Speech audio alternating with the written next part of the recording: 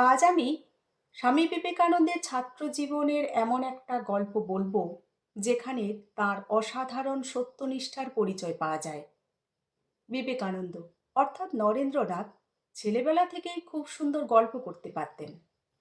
তার কথা ও ব্যক্তিত্বের এমনই আকর্ষণ ছিল যে তিনি একবার বলতে শুরু করলে সবাই সব কাজ ভুলে তার কথাই শুনত।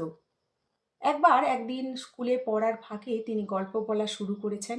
গল্প এতটাই জমে উঠেছে যে শিক্ষক মহাশয় ক্লাসে এসে পড়ানো শুরু করলেও সব ছাত্ররা পড়ার দিকে মন না দিয়ে তার কথাই শুনছিল। কিছুক্ষণ পর শিক্ষক মহাশয় ফিসফিসানি শব্দ শুনতে পেয়ে ব্যাপারটা বুঝতে পারলেন। তিনি বিরক্ত হয়ে একে একে সব ছাত্রকে পরীক্ষা করলেন এতক্ষণ তিনি যা পড়াচ্ছিলেন তা সবাই শুনেছে কিনা, কিন্তু কেউই তার প্রশ্নের উত্তর দিতে পারল না। তবে নরেন্দ্রনাথের মন ছিল দুমুখো। তিনি একদিকে যেমন গল্প করছিলেন, আবার অন্যদিকে মনের একটা অংশ শিক্ষক মহাশয়ের পড়ানোর দিকেও রেখে দিয়েছিলেন।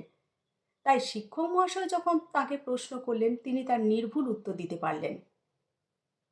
শিক্ষক মহাশয় এবার জিজ্ঞাসা করলেন, এতক্ষণ কে কথা বলছিল? সবাই নরেন্দ্রনাথকে দেখিয়ে দিলেও শিক্ষক মহাশয়ের তা কিন্তু বিশ্বাস হলো না।